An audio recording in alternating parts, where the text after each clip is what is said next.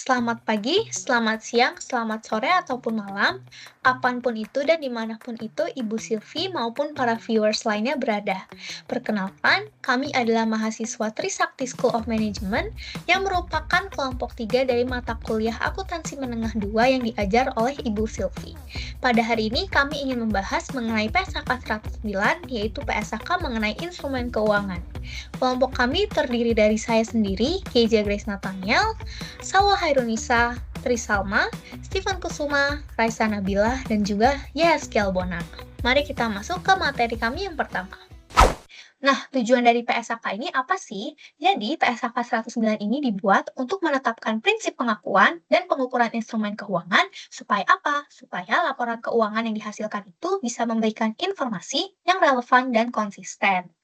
Lanjut, ruang lingkup dari PSAK ini adalah untuk seluruh jenis instrumen keuangan, terkecuali untuk hal-hal yang ada di poin-poin ini. Jadi terdapat 10 poin dalam PSAK ini yang tidak diatur di dalam PSAK ini. Contohnya adalah investasi untuk anak, asosiasi, dan ventura bersama. Anak di sini maksudnya bukan anak-anak gitu ya, tapi anak perusahaan kita. Nah, kenapa sih hal-hal ini tidak diatur di dalam PSAK 109? Alasannya adalah karena hal-hal ini sudah diatur di dalam PSAK lainnya. Kalau misalnya diatur di PSAK 109 lagi, maka nanti terjadi tumpang tindih. Berikutnya, jika ada hak kontraktual atas pembayaran dari pelanggan yang dicatat sesuai PSAK 115, maka penurunan nilainya harus tetap dinilai menggunakan PSAK 109. Lalu terdapat komitmen perjanjian yang masuk ke dalam ruang lingkup PSK ini. Yang pertama adalah komitmen yang diukur dengan nilai wajar melalui laba rugi. Biasanya berlaku untuk entitas yang sudah punya pengalaman menjual aset dari komitmen pinjaman. Yang kedua adalah komitmen yang dapat diselesaikan secara neto, di mana hal ini dianggap sebagai derivatif. Lalu yang ketiga adalah komitmen dengan suku bunga di bawah pasar. Contohnya adalah pinjaman dengan bunga subsidi. Berikutnya, kapan sih kontrak atas item non-keuangan itu bisa dianggap sebagai instrumen keuangan? Nah, hal ini akan masuk ke PSAK 109 kalau misalnya barangnya tidak benar-benar dibeli atau dijual secara fisik, melainkan diselesaikan dengan kas atau instrumen keuangan, alias kita cuma mau ngambil untungnya aja nih dari selisih harga. Atau kalau misalnya kontraknya dibuat untuk tanda kutip main harga aja, jadi kita jual ketika harganya naik gitu. Nah, kalau misalnya sebuah kontrak pembelian ditujukan untuk pembelian operasional perusahaan, maka hal ini tidak masuk ke dalam ruang lingkup ini. Namun, ada kalanya nih perusahaan tetap boleh memasukkan kontrak itu ke dalam PSAK ini, asal ada kondisi khusus yang sudah dipenuhi. Yang pertama adalah kalau dari awal kontrak itu dibuat, perusahaan sudah menetapkan bahwa kontrak itu akan diukur dengan nilai wajar dan perubahannya akan dimasukkan ke dalam laporan laba rugi. Dan yang kedua adalah untuk menghindari mismatch accounting dalam laporan akuntansi. Berikutnya adalah pengakuan dan penghentian pengakuan.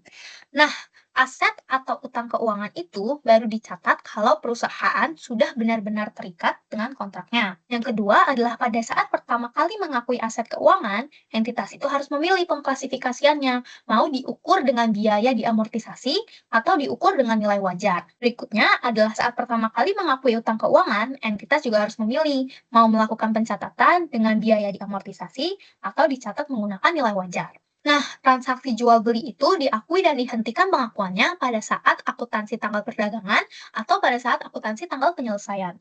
Lalu, aset keuangan itu akan dihentikan kalau misalnya hak atas arus kasnya sudah berakhir atau ketika asetnya dialihkan dan memenuhi syarat penghentian. Dan juga terjadi pengalihan kalau hak terima arus kas dipindah ke pihak lain atau masih terima arus kas tapi wajib meneruskannya ke pihak lain sesuai dengan perjanjian. Untuk laporan keuangan yang dikonsolidasi, seluruh anak perusahaan harus digabungkan dulu sesuai dengan PSAK 110, baru nanti aturan penghentian pengakuannya diakui menggunakan PSAK 109 ini. Jadi, untuk laporan konsolidasi mengikuti aturan konsolidasi dan penilaian penghentian itu bisa untuk beberapa kondisi.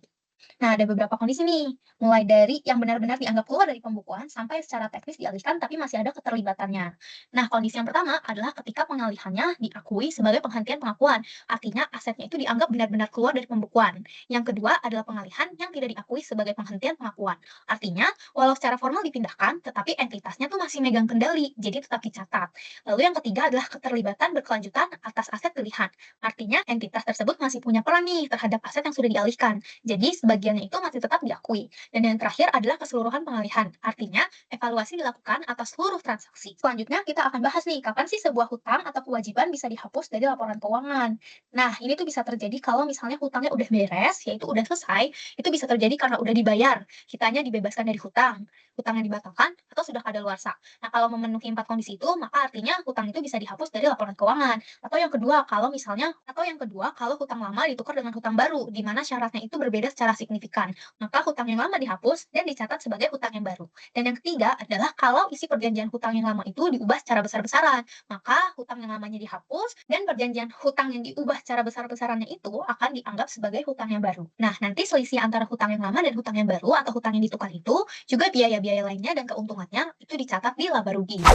Kemudian akan dibahas oleh saya, Salwa Hairnisa dengan NIM 2023-50176. Kemudian akan membahas 3.217, yaitu membahas jika entitas masih memiliki keterlibatan berkelanjutan terhadap aset yang dialihkan, maka entitas tetap mengakui aset dan likuiditas terkait. Kemudian pengukurannya itu ada biaya perolehan diamortisasi, kemudian bisa diukur oleh nilai wajar. Nah, ada 3.2.18 itu membahas penghasilan dari aset tetap diakui selama keterlibatan berlanjut.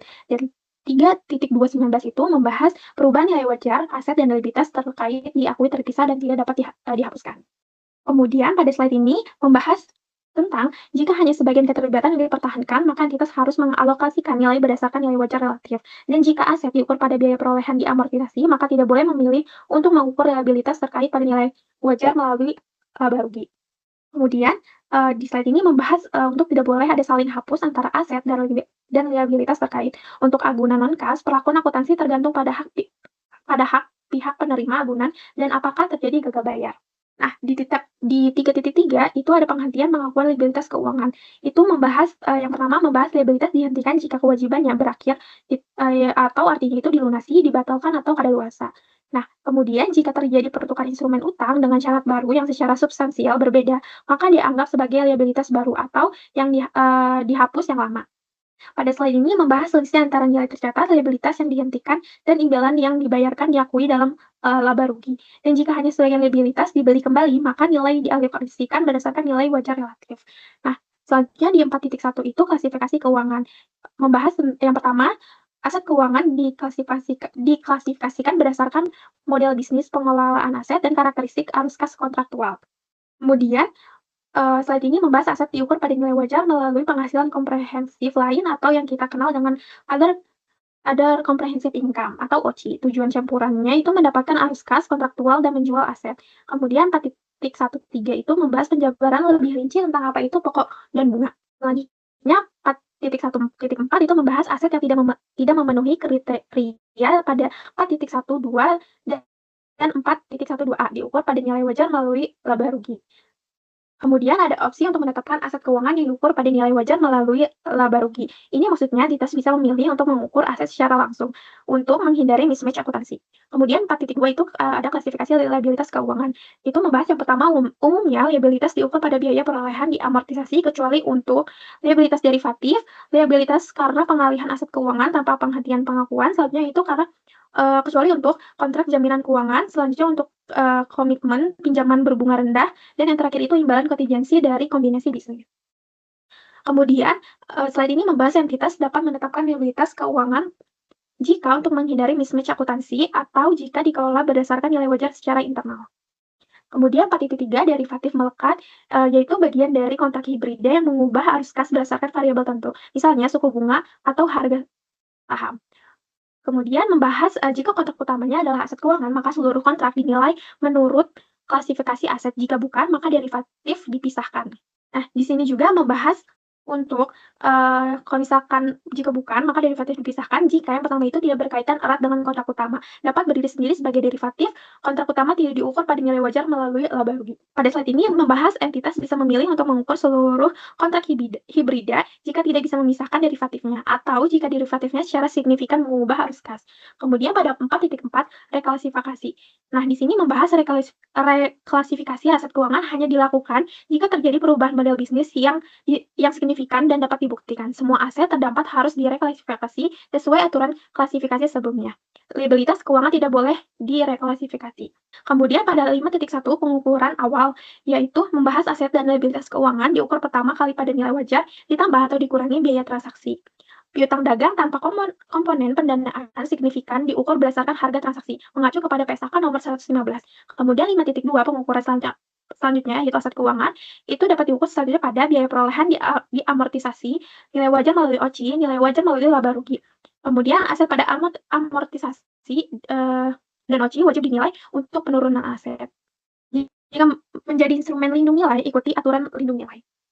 Kemudian 5.3 itu pengukuran selanjutnya, liabilitas keuangan. Nah, di sini itu membahas liabilitas keuangan ini diukur pada biaya diamortisasi atau nilai wajar melalui laba rugi, tergantung pada klasifikasinya. Jika dijadikan item lindung nilai, maka perlakuan sesuai aturan lindung nilai. Selanjutnya itu ada yang terakhir 5.4 pengukuran biaya perolehan diamortisasi.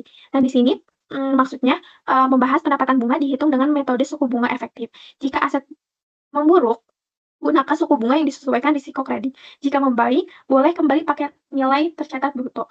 Selanjutnya itu ada modifikasi kontrak atau tanpa hapus buku. Nilai tercatat dihitung ulang selisih diakui dalam laba rugi. Selanjutnya ada yang terakhir itu ada penghapusan pada 5.4.4. Nah, di mana 5.4.0 sampai 5.4.9 itu ngebahas ketika adanya perubahan arus kas kontraktual pada aset atau liabilitasnya, dia tuh bakal berpengaruh loh kepada si suku bunga di pasarnya. Di mana ada dasar nih untuk menentukan arus kas kontraktual dari aset keuangan atau liabilitasnya itu ketika berubah. Yang pertama itu dengan mengubah persyaratannya, yang kedua itu dipertimbangkan, yang ketiga itu dengan pengaktifan persyaratan kontrak terhadap terms and condition-nya. Selanjutnya, ketika adanya perubahan tadi itu terjadi, ada kondisi yang harus dipenuhi. Yang pertama itu perubahan tersebut tuh diperlukan karena adanya perubahan dari reformasi acuan suku bunga. Dan yang kedua, dasar baru untuk menentukan arus kas kontraktualnya itu tuh secara ekonomis setara dengan dasar sebelumnya. Ketika perubahan nyata itu terjadi menimbulkan dasar baru, maka dia harus setara juga dengan dasar sebelumnya. Dimana yang pertama itu pergantian acuan suku bunganya itu tuh harus berdasarkan dengan suku bunga alternatif. Yang kedua, perubahan pada periode ini harus ditetapkan kembali. Dan yang ketiga, penambahan provisi cadangan atau fallback provision. Dan ketika perubahan itu terjadi pada aset keuangan atau liabilitasnya, itu harus berdasarkan cara praktisnya dan juga acuan suku bunga. Jadi poin pentingnya ketika adanya perubahan tadi terjadi itu lebih berpengaruh kepada si suku bunganya. Jadi harus diperhatikan lagi tuh terhadap si suku bunganya. Nah, bakal langsung masuk ke materi selanjutnya terhadap penurunan nilai atau pengakuan kerugian kredit ekspektasian. Kredit ekspektasian itu apa sih? Jadi kayak resiko adanya penurunan kredit di masa depan. Jadi kita ngebahas aset apa aja yang bernilai ketika terjadinya penurunan kredit tadi, atau apa aja yang bakal terjadi, gimana caranya kita menilai terhadap aset tersebut kayak gitu. Dimana ketika kita tuh harus mengakui ketika adanya kerugian kredit ekspektasian terhadap piutang, sewa, komitmen pinjaman, dan juga kontrak jaminan keuangan. Dan ketika aset keuangan tadi itu diukur berdasarkan nilai wajar penghasilan komersial lain, maka tuh kerugian harus tetap diakui, tapi nggak mengurangi nilai tercatat pada asetnya. Dan pada setiap akhir periode atau ketika kita mau ngebuat pembukuan dan lain sebagainya halnya, kita itu harus menghitung kerugian kredit ekspektasiannya sepanjang umur instrumen tersebut. Dari awal kita punya instrumen tersebut sampai akhirnya. Kenapa hal itu harus kita perhitungkan? Ini ngejawab yang ini, karena ada tujuan dari penurunan nilainya. Balik lagi ya, kenapa harus gitu? Karena kita buat tahu nih, untuk mengakui kerugian kredit ekspektasian sepanjang umur atas instrumen keuangan yang mengalami peningkatan resiko kredit sejak awal. Makanya kenapa harus dihitung? Ya biar kita tahu ternyata ruginya sebesar segini loh dari awal kita punya si aset tersebut. Nah, di sini ada hal penting yang di-highlight mengenai tanggal pelaporan. Jadi, komitmen pinjaman dan kontrak jaminan itu tuh berdasarkan si entitas atau kita itu menjadi pihak dalam komitmen tersebut. Ketika resiko kredit itu meningkat signifikan sejak awal, maka pengisiannya itu tuh sebesar kerugian ekspektasian 12 bulan. Tapi ketika ternyata kerugian kredit itu menurun, kita tuh pengisiannya itu dihitung sebesar kerugian 12 bulan. Mirip-mirip sama-sama 12 bulan sih, cuma bedanya yang satu ketika dia meningkat, yang satu lagi ketika kreditnya itu ternyata menurun.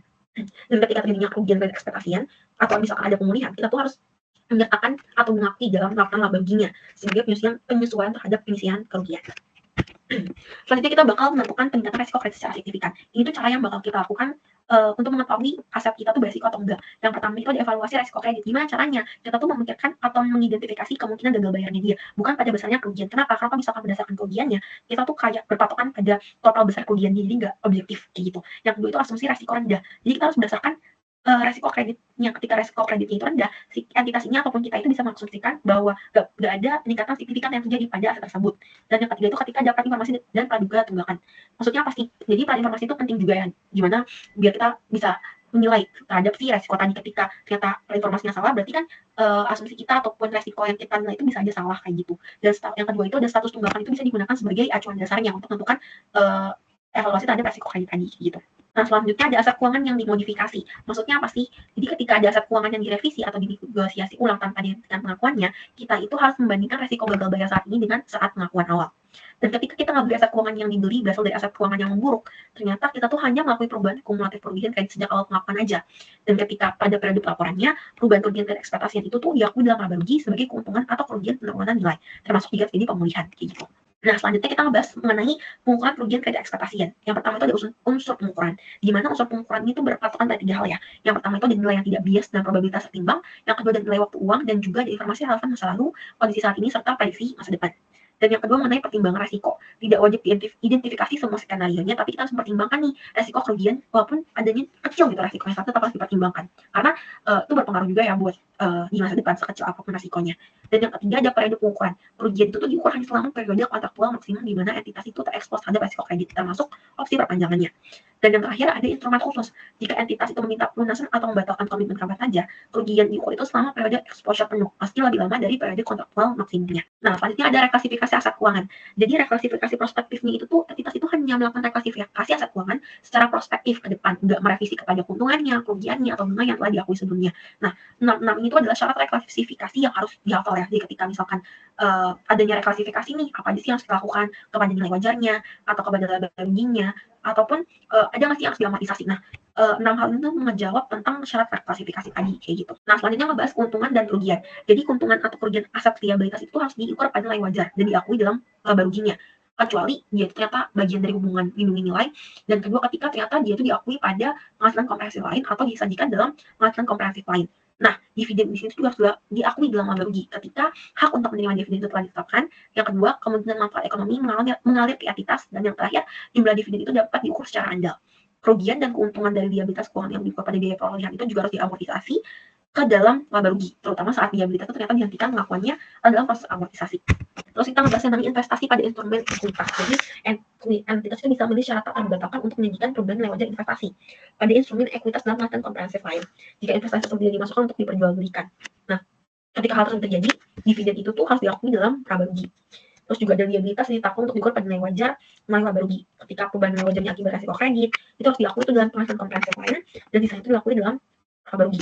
Tapi dengan syarat perlakuan di atas itu tuh menyebabkan atau mempersebar accounting mismatch, maka semua keuntungan atau kerugiannya tadi itu harusnya diakuinya pada laba rugi saja kayak gitu. Nah, yang terakhir ada aset diukur pada nilai wajar melalui penghasilan komprehensif lain. Jadi keuntungan atau kerugian tadi itu harus diakui dalam OC ya, kecuali yang pertama ada kerugian penurunan nilai, yang kedua ada keuntungan atau kerugian selisih kurs. Ketika aset dihentikan pengakuannya, keuntungan kumulatif yang sebelumnya di OC dipindahkan atau direklasifikasi ke ekuitas bukan laba rugi. Dan yang kedua, jika entitas itu memutuskan untuk mengukur kembali aset itu, maka dia bisa dipindahkan kembali ke laba ruginya. Aset keuangan itu ketika diukur kembali, dia harus berdasarkan juga suku bunga efektifnya ya.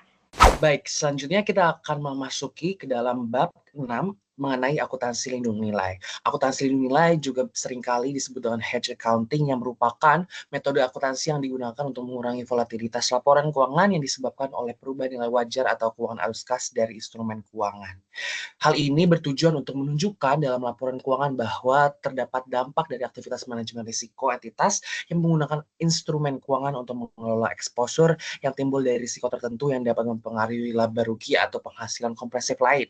Dengan kata lain, bahwa akuntansi lindung nilai ini bertujuan untuk menyediakan informasi yang relevan dan transparan, lalu untuk menjelaskan bahwa memiliki tujuan dan dampak dari lindung nilai terhadap posisi keuangan dan kinerja entitas. Di dalam akuntansi lindung nilai juga terdapat ruang lingkupnya. Ada 2 hal, yaitu instrumen lindung nilai atau hedging instrumen, dan yang kedua adalah item yang dilindungi lainnya atau hedge item. Selanjutnya kita melihat beberapa instrumen lindung nilai yang memenuhi syarat yang harus ditetapkan secara penuh kecuali dalam kondisi tertentu, seperti ada 3 hal, yaitu pertama, memisahkan nilai intrinsik dan nilai waktu dari opsi dan hanya menetapkan nilai intrinsiknya. Kedua, memisahkan elemen spot dan forward dalam kontrak forward dan hanya menetapkan elemen spot sebagai lindung nilai. Dan yang terakhir, menetapkan proporsi tertentu, misalnya 50% dari total nilai instrumen sebagai lindung nilai. Perlu diketahui dan menjadi underline adalah entitas boleh menetapkan kombinasi dari beberapa derivatif dan atau non-derivatif sebagai satu instrumen lindung nilai selama tidak membentuk net return option. Dan kita perlu ketahui beberapa item lindung nilaian, dan item lindung nilaian atau hedge item ini dapat berupa seperti 5 hal yang tertera di dalam. Yang pertama, aset atau liabilitas yang diakui. Kedua, komitmen pasti yang belum diakui. Ketiga, perakiraan transaksi. Keempat, investasi neto pada kegiatan usaha luar negeri. Dan yang terakhir, dapat berupa item tunggal atau kelompok item. Dengan syarat umum, yang pertama harus dapat diukur secara andal, yang kedua jika itemnya berupa perakiraan transaksi tersebut harus kemungkinan besar terjadi. Di dalam item lindung nilaian juga tentunya terdapat penetapan item. Hal ini menyatakan bahwa entitas dapat menetapkan suatu item secara keseluruhan atau komponen dari suatu item sebagai item lindung nilaian atau hedge item dan hubungan lindung nilai. Dan keseluruhan item mencakup seluruh perubahan arus kas atau nilai wajar dari suatu item. Terdapat 3 hal atau 3 komponen yang diperbolehkan dalam penetapan item lindung nilaian. Yang pertama, komponen risiko. Yang kedua, arus kas kontraktual tertentu, dan yang ketiga, bagian nominal tertentu dari item atau kelompok item. Selanjutnya, terdapat kriteria kualifikasian untuk akuntansi lindung nilai. Ini akan dibagi menjadi 3 bagian. Yang pertama, kita akan sama-sama lihat instrumen dan item yang memenuhi syarat. Maksudnya apa? Bahwa hubungan lindung nilai hanya boleh terdiri dari 2 hal. Yang pertama, instrumen lindung nilai yang memenuhi persyaratan, misal derivatif tertentu atau aset atau liabilitas keuangan tertentu. Yang kedua, item lindung nilaian atau hedge item yang juga memenuhi persyaratan, misalnya aset, liabilitas, perakiraan transaksi, dan kriteria kualifikasi yang kedua adalah penetapan dan dokumentasi formal. Entitas harus membuat dokumentasi formal yang memuat penetapan hubungan lindung nilai secara jelas, tujuan dan strategi manajemen risiko dari entitas dalam menerapkan nilai. Yang terakhir, identifikasi. Yang terakhir dalam kriteria kualifikasian adalah efektivitas lindung nilai. Hal ini menjelaskan bahwa terdapat hubungan ekonomi antara item lindung nilai dan instrumen lindung nilai, lalu terdapat risiko kredit tidak dominan, dan rasio lindung nilai wajar dan konsisten mencerminkan praktik lindung nilai yang sebenarnya. Lalu kita akan memasuki ke dalam akuntansi untuk hubungan lindung nilai kualifikasian. Di dalam hal ini terdapat 3 jenis hubungan lindung nilai yang perlu sama-sama kita ketahui. Yang pertama, ada lindung nilai atas nilai wajar atau fair value hedge, yang merupakan risiko perubahan nilai wajar dari aset liabilitas atau komitmen pasti yang belum diakui. Lalu yang kedua, lindung nilai atas arus kas atau cash flow hedge. Nah, ini adalah lindung nilai terhadap variabilitas arus kas karena risiko tertentu atas aset atau liability yang diakui. Misalnya terdapat bunga utang variabel atau transaksi yang diperkirakan akan terjadi. Lalu yang terakhir ada lindung nilai atas investasi neto di entitas asing yang merupakan lindung nilai investasi neto atau ekuitas bersih pada entitas anak atau afiliasi luar negeri dari perubahan nilai tukar mata uang. Perlu diketahui bahwa jika itu lindung nilai adalah instrumen ekuitas yang nilainya disajikan melalui penghasilan komprehensif lain atau OCI, maka exposure risiko juga harus bisa memengaruhi OCI. Lalu ketidakefektifan lindung nilai juga akan dicatat di OCI, bukan di laba rugi. Akuntansi lindung nilai juga dihentikan secara perspektif ke depan jika pertama hubungan lindung nilai tidak lagi memenuhi syarat kualifikasian meskipun telah dilakukan rebalancing. Lalu instrumen lindung nilai telah pertama kedaluarsa, dijual, dihentikan, dan terakhir dijalankan atau exercise. Lalu di akuntansi untuk hubungan lindung nilai kualifikasian juga terdapat lindung nilai arus kas. Hal ini adalah suatu hal yang bertujuan untuk melindungi arus kas masa depan dari perubahan karena risiko tertentu. Misalnya perubahan suku bunga atau nilai tukar. Dalam akuntansi, perlakuannya dilakukan melalui ekuitas dalam akun cadangan lindung nilai atas arus kas dan diakui secara sistematis setelah laba rugi dan dampaknya. Dan perlu diketahui bahwa saat pencatatan perubahan nilai wajar dari instrumen lindung nilai yang efektif diakui dalam penghasilan kompresif lain atau OCI dan ditampung dalam cadangan ekuitas khusus. Yang kedua, mengenai lindung nilai atas investasi neto di entitas luar negeri.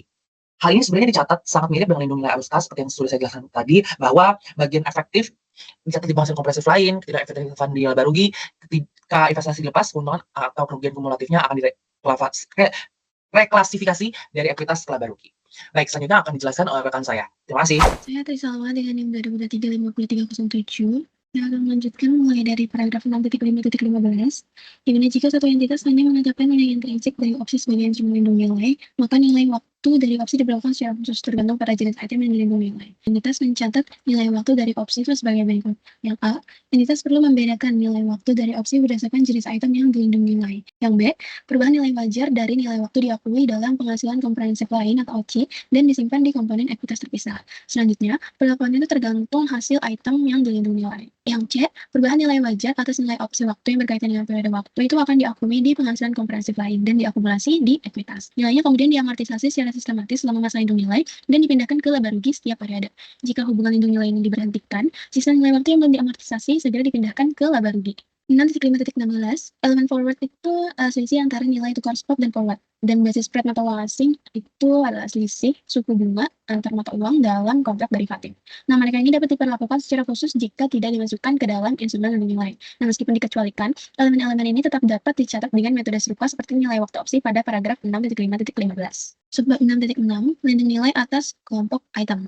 6.6.1, sebuah kelompok item termasuk basis neto itu dapat dijadikan sebagai item lindung nilai asalkan memenuhi syarat. 6.6.2, di mana suatu komponen dari kelompok item dapat dijadikan sebagai item lindung nilai yang memenuhi syarat jika penetapan itu sesuai dengan tujuan manajemen risiko identitas. 6.6.3, suatu komponen lapisan dari kelompok item secara keseluruhan memenuhi syarat untuk akuntansi lindung nilai. 6.6.4, jika lindung nilai dilakukan atas kelompok item dengan posisi risiko yang saling hapus dan risiko tersebut mempengaruhi pos-pos yang berbeda dalam laporan laba rugi atau penghasilan komprehensif lain, maka keuntungan atau kerugian dari lindung nilai disajikan secara terpisah. 6.6.5, jika lindung nilai wajar dilakukan atas aset dan liabilitas suatu kelompok, maka keuntungan atau kerugiannya itu langsung dicatat sebagai penyesuaian pada nilai tersirat masing-masing item. 6.6.6, di mana kelompok item lindung nilai dengan posisi neto nihil boleh ditetapkan dalam hubungan lindung nilai tanpa menggunakan instrumen lindung nilai. Subbab 6.7 yaitu opsi untuk menetapkan exposure credit yang diukur pada nilai wajar melalui laba rugi. 6.7.1, di mana jika entitas menggunakan derivatif kredit untuk mengelola risiko kredit suatu instrumen keuangan, maka instrumen tersebut dapat diukur pada nilai wajar melalui laba rugi asalkan nama pihak yang berisiko kredit sesuai dan tingkat senioritas instrumen keuangan cocok dengan yang digunakan dalam derivatif. 6.7.2, jika instrumen keuangan ditetapkan sebagai diukur pada nilai wajar melalui laba rugi, baik saat pengakuan awal maupun setelahnya, maka selisih antara nilai tercatat dan nilai wajar harus langsung diakui dalam laba rugi.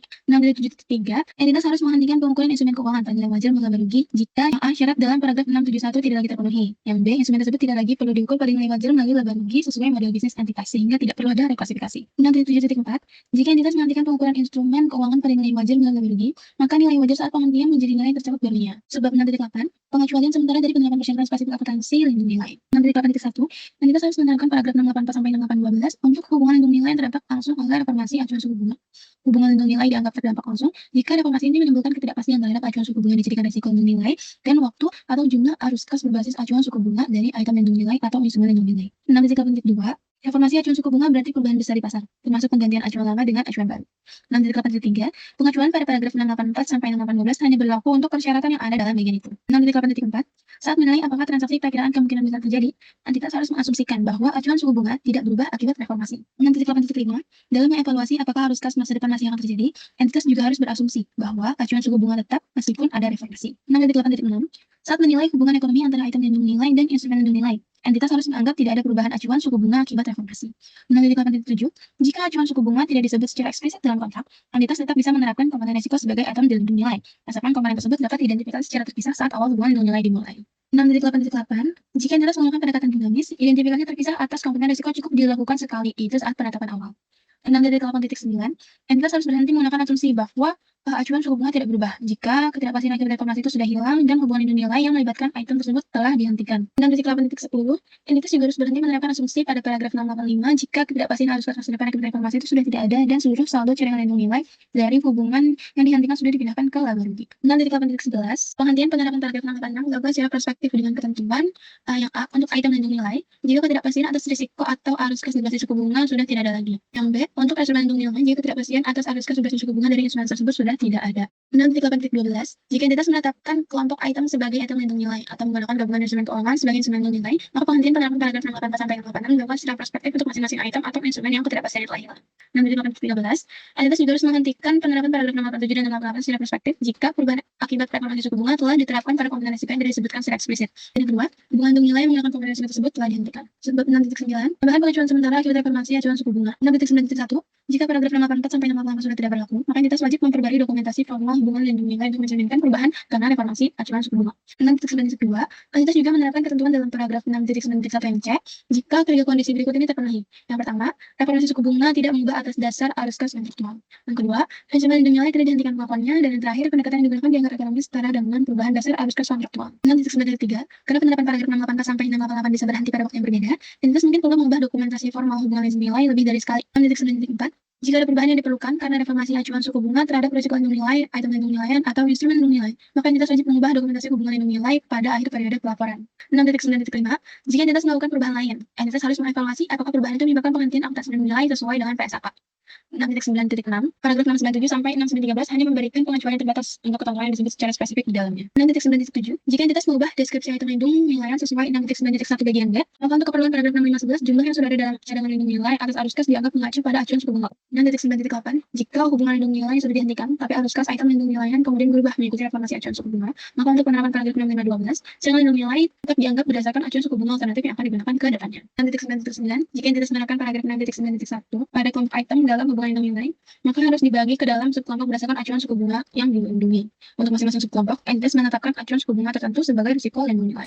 Oke, selanjutnya saya akan melanjutkan dari teman saya. Untuk 6.9.10 menyatakan bahwa jika item lindung nilai dibagi dalam subkelompok, masing-masing harus memenuhi syarat lindung nilai. Jika ada yang tidak, akuntansi lindung nilai untuk seluruh hubungan harus dihentikan secara prospektif. Untuk 6.911 menyatakan bahwa acuan suku bunga alternatif yang belum disebut secara spesifik dalam kontrak dianggap memenuhi syarat sebagai komponen resiko jika entitas berharap acuan tersebut bisa diidentifikasi secara terpisah dalam 24 bulan sejak penetapan pertama. Terus untuk 6.9.12 ini lanjutan jika suku bunga alternatif tidak dapat diidentifikasikan secara terpisah dalam waktu 24 bulan sejak tanggal entitas menetapkannya, maka entitas akan memberhentikan penerapan persyaratan dalam paragraf 6.9.11. Terus untuk paragraf 6.9.13 menyatakan bahwa ketentuan dalam paragraf 6.9.11 dan 6.9.12 juga berlaku untuk hubungan lindung nilai baru jika resiko suku bunga alternatif belum dapat diidentifikasikan secara terpisah karena reformasi acuan suku bunga. Untuk paragraf 7.1.1 menyatakan bahwa entitas dapat menerapkan periode tahun buku yang dimulai setelah 1 Januari 2020. Jika entitas melakukan penerapan dini, maka mereka harus menerapkan syarat-syarat dan lampiran C amandemen pada saat bersamaan. Terus untuk paragraf 7.1.5, sewa mengubah beberapa bagian dalam pasal dalam PSAK 109. Entitas harus menerapkan perubahan ini saat mereka mulai menerapkan PSAK 116. Terus untuk paragraf 717 menyatakan bahwa fitur percepatan pelunasan dalam kompensasi negatif harus diterapkan untuk periode tahun buku yang dimulai pada atau setelah tanggal 1 Januari 2020. Untuk paragraf 718 ini merupakan tentang reformasi acuan suku bunga yang menetapkan bagian 6.8 dan .26 untuk entitas yang dimulai setelah 1 Januari 2020. Untuk paragraf 1.9 mengacu pada penambahan pada paragraf 7.2.35 dan PP 3.3.6a. Entitas harus menerapkan amandemen tersebut mulai dari periode pelaporan tahun yang dimulai pada atau setelah 1 Januari 2022. Terus untuk paragraf 7110, paragraf ini menyatakan perubahan yang dimulai pada PSAK 109, 239, 107, 104, dan 116. Perubahan ini mengacu penambahan beberapa paragraf dimulai pada atau setelah 1 Januari 2021. Terus untuk paragraf 7.2.1 menjelaskan bahwa penerapan aturan dalam PSAK 109 dilakukan untuk periode yang sudah berlaku mengacu pada PSAK 208, tetapi ada pengecualian untuk beberapa paragraf tertentu. Terus untuk paragraf 7.2.2 menjelaskan tanggal penerapan awal atau tanggal ketika entitas pertama kali mulai menerapkan persyaratan yang ada, dan tanggal penerapan tersebut haruslah awal periode pelaporan pertama setelah penerbitan PSAK ini. Terus untuk ketentuan transisi untuk klasifikasi dan pengukuran, untuk paragraf 7.2.3 menjelaskan tentang ketentuan transisi di mana pada tanggal awal suatu aset keuangan harus memenuhi kondisi dalam paragraf 4.2.1.2 berdasarkan fakta dan keadaan yang ada. Hasil akan diterapkan secara retrospektif. Untuk paragraf 7.2.4 menjelaskan bahwa jika ada praktis untuk penilaian elemen nilai waktu atau atas uang memodifikasi pada saat pengakuan awal aset keuangan, maka penilaian dilakukan berdasarkan kondisi saat pengakuan awal tanpa mempertimbangkan modifikasi elemen tersebut. Terus untuk paragraf 7.2.5 menjelaskan bahwa jika entitas praktis menilai signifikan nilai wajar fitur percepatan pelunasan pada pengakuan awal, maka penilaian arus kas kontraktual dilakukan tanpa memperhitungkan pengecualian atas fitur tersebut. Terus untuk paragraf 7.2.6 menjelaskan bahwa jika entitas mengukur suatu kontrak hibrida pada nilai wajar sesuai dengan ketentuan tertentu pada pasal 109, tetapi nilai wajar kontrak tersebut belum dihitung pada periode pelaporan komparatif, maka untuk periode pelaporan komparatif nilai wajar kontrak hibrida harus dihitung sebagai penjumlahan dari nilai wajar masing-masing komponen kontrak. Terus untuk paragraf 7.27 menyatakan bahwa jika entitas menerapkan ketentuan 7.2.6, maka selisih nilai wajar kontrak hibrida dengan total nilai wajar komponen-komponennya diakui di saldo laba awal atau ekuitas pada periode penerapan awal. Terus untuk paragraf 7.2.8 mengatur tentang opsi yang diberikan kepada entitas pada tanggal penerapan awal. Entitas dapat memilih untuk mengukur yang pertama aset keuangan pada nilai wajar melalui laba rugi. Yang kedua terus investasi dalam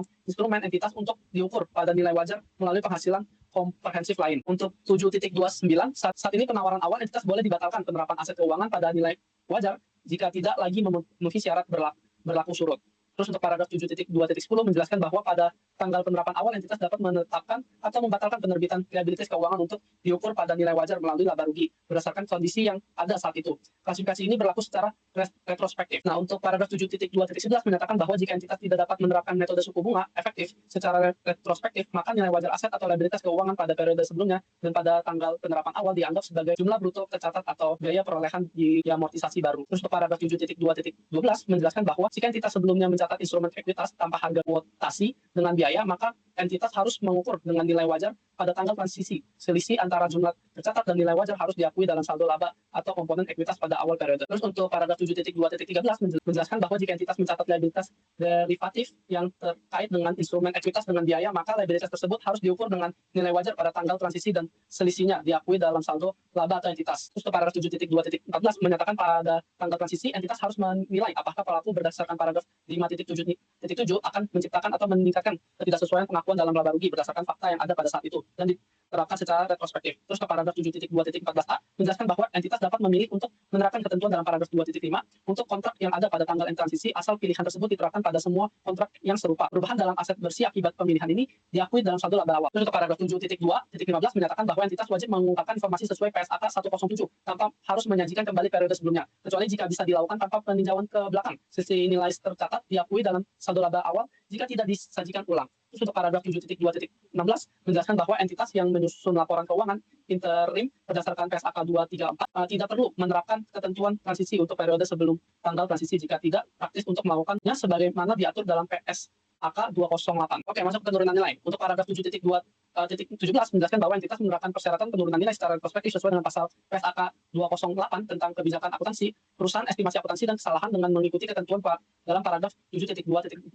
dan 7.2.18 sampai 7.2.20. Terus untuk paragraf 7.2.18 menyatakan bahwa pada penerapan entitas menggunakan informasi tersedia tanpa biaya dan upaya berlebih untuk membandingkan resiko kredit saat pengakuan awal dan saat penerapan awal PSAK ini. Terus untuk PSAK 7.2.13 menyatakan bahwa saat entitas menentukan apakah ada peningkatan signifikan dalam resiko kredit sejak pengakuan awal, entitas dapat menerapkan persyaratan dalam paragraf 5.5.10 dan 5.5.22 sampai 5.5.24. Nah, terus untuk paragraf 7.2.20 menyatakan bahwa jika penentuan peningkatan resiko kredit sejak awal memerlukan biaya atau upaya besar, maka entitas mengakui penyisihan kerugian berdasarkan kerugian kredit ekspektasian sepanjang umur, kecuali jika resiko kreditnya rendah. Terus masuk ke ketentuan transisi untuk akuntansi lindung nilai. Nah, untuk paragraf 7.2.21 menyatakan bahwa saat pertama kali menerapkan PSAK ini, entitas boleh memilih tetap menggunakan aturan lindung nilai dari PSAK 239 untuk semua hubungan lindung nilainya, termasuk penerapan ISAK 116 tanpa mengacu pada perubahan terbaru. Terus untuk paragraf 7.2.22, entitas dapat menerapkan persyaratan akuntansi lindung nilai dalam pernyataan ini secara prospektif kecuali atur dalam paragraf 7.2.26. Terus untuk paragraf 7.2.23, seluruh kriteria kualifikasi harus dipenuhi sejak tanggal penerapan awal untuk menerapkan akuntansi lindung nilai ini. Terus untuk paragraf 7.2.24 menjelaskan bahwa hubungan lindung nilai yang memenuhi syarat lama dan baru tetap bisa dilanjutkan. 7.2.25 entitas boleh memulai akuntansi lindung nilai ini PSAK ini dari saat berhenti pakai PSAK 239 dan gunakan rasio lama sebagai alat rebalancing. Terus untuk paragraf 7.2.26 menyatakan bahwa akuntansi lindung nilai dapat diterapkan secara retrospektif untuk beberapa elemen kontrak tertentu seperti opsi dan kontrak forward jika memenuhi syarat yang ditentukan dalam PSAK 239. Oke, masuk ke ketentuan transisi untuk fitur percepatan pelunasan dengan kompensasi negatif. Untuk paragraf 7.2.29 menjelaskan bahwa entitas harus menerapkan amandemen ini secara retrospektif kecuali ada ketentuan lain dalam paragraf 7.2.30 sampai 7.2.34. Terus untuk paragraf 7.2.30 menjelaskan jika entitas pertama kali menerapkan amandemen ini bersamaan dengan penerapan PSAK 109 maka harus mengikuti paragraf 7.2.1 sampai 7.28. Terus untuk paragraf 7.2.30 menjelaskan jika amandemen diterapkan setelah PSAK 09 pertama kali diterapkan, maka entitas harus mengikuti ketentuan dalam paragraf 7.2.32 sampai 7.2.34 untuk ketentuan transisi lebih lanjut. Oke, untuk paragraf 7.2.32 memperbolehkan entitas mengubah klasifikasi instrumen keuangan saat menerapkan amandemen jika kondisi awalnya sudah tidak terpenuhi dengan penerapan retrospektif. Terus untuk paragraf 7.2.33 menjelaskan bahwa entitas tidak diwajibkan untuk menyajikan kembali laporan keuangan periode sebelum untuk mencerminkan penerapan amandemen ini, kecuali jika hal tersebut dimungkinkan tanpa menggunakan peninjauan ke belakang. Untuk paragraf 7.2.34 mengatur bahwa entitas harus mengungkapkan informasi tentang perubahan klasifikasi dan pengukuran aset atau liabilitas keuangan yang dipengaruhi oleh amandemen termasuk nilai tercatat dan alasan perubahan pada periode yang mencakup penerapan amandemen tersebut. Oke, masuk ke ketentuan transisi untuk penyesuaian tahunan.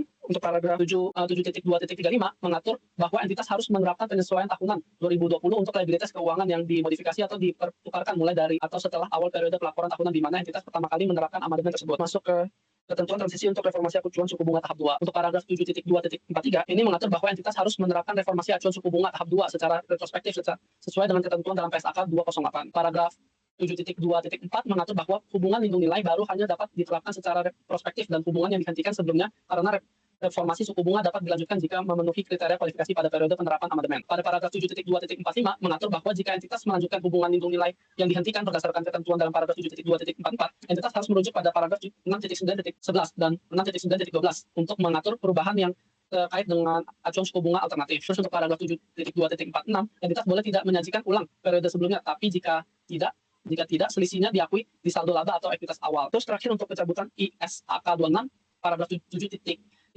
menyatakan ini mencabut ISAK 26, penilaian kembali derivatif melekat. Persyaratan yang sebelumnya diatur dalam ISAK 26, terutama yang terkait dengan penilaian kembali derivatif melekat, sekarang sudah tercantum dalam PSAK 109. Oke, baik. Terima kasih.